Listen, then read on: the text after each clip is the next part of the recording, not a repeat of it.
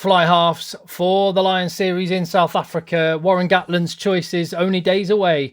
And I'm going through position by position who I would take in a 36-man squad. And that's worth just emphasising that point, re-emphasising it even. I've mentioned it a few times.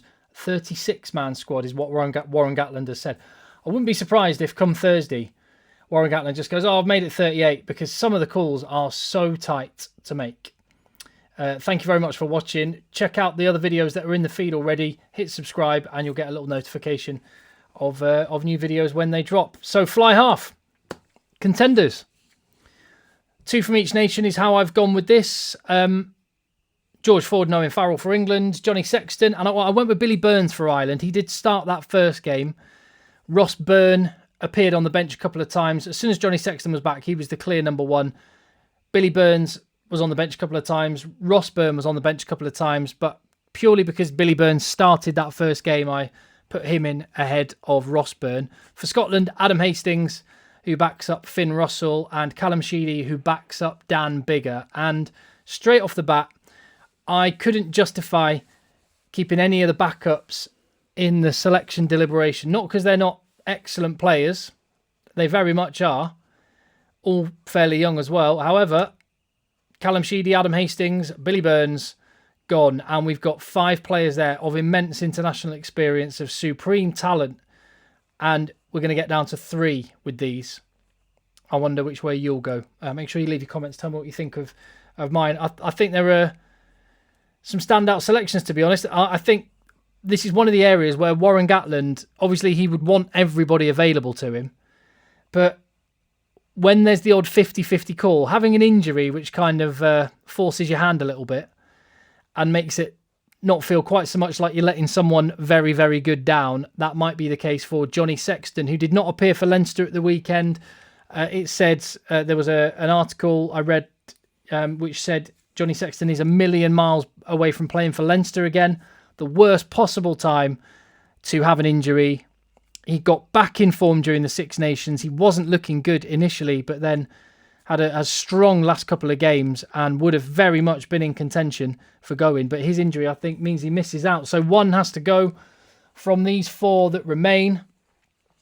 Dan Biggar, I mean, has just had an absolutely amazing time form-wise. And just what a guy. We talk about it on the podcast all the time about just the bravery of the man, the consistency of the guy, the intelligence. He doesn't get a lot of credit for some of the flashier things that he does just because he does all of the basics, all the fundamentals right so often.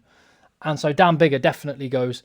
Finn Russell, actually, as a foil, as a different option, and you can play 2 different ways with those 2 guys, Dan Biggar and Finn Russell. I think they are on the plane, no question, so long as they're fit. And then on to this final choice, and this one isn't hard for me to make. Might be hard for other people to make more so. The other person I'm selecting because he is world class. People like to knock him, but Owen Farrell is a world class fly half, world class player, world class 12, frankly, and I think he definitely makes it into a match day squad for a World 23. If you were picking one tomorrow, he's that good. And I'll put it this way: he gets a lot of stick. Paul O'Connell, who knows a thing or two about British and Irish Lions, knows what it takes to do well in the tour. He's been on tour with him. He suggested Owen Farrell should be captain for the Lions. Some people may disagree, but I think the very fact Paul O'Connell, a man of such standing, is coming out and speaking with such praise of Owen Farrell, says to me that the criticism Owen Farrell gets, very much undeserved. And I think were he, and this is where my English bias perhaps is coming in, but were he a player of any other nationality, he would get praise to the hilt for being outstanding, which he undoubtedly is.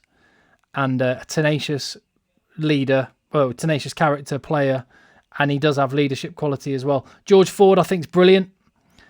I just think that the other 2 fly halves, Finn Russell and Dan Biggar, just pip him into the squad. And I think Owen Farrell's versatility, being able to play 12, means that you're taking him as a 10 who can do more than that. And there might not be a better number 22 in a squad than Owen Farrell. Someone who could sit on the bench, cover fly half and 12 to a world-class level. And I think those are the three. I think it will be a shootout for the 10 jersey as it stands between Dan Biggar and Finn Russell. I wouldn't be surprised to see Owen Farrell in the mix on the bench. I wouldn't be surprised to see him wearing 12. I think Dan Biggar and Finn Russell in a shootout for the 10, and that might just come down to how Warren Gatland wants to play. Finn Russell has absolutely incredible moments that no other player can match. Dan Biggar has that level of consistency and that all-round play that might mean he just edges out Finn Russell. But what a tussle that is going to be, and I wouldn't be surprised to see either of them wearing the 10 jersey in that first test. But there are the three. Tell me what you think. Hit subscribe. If I've earned your subscription, I'd very much appreciate that. And I'll see you on the next video.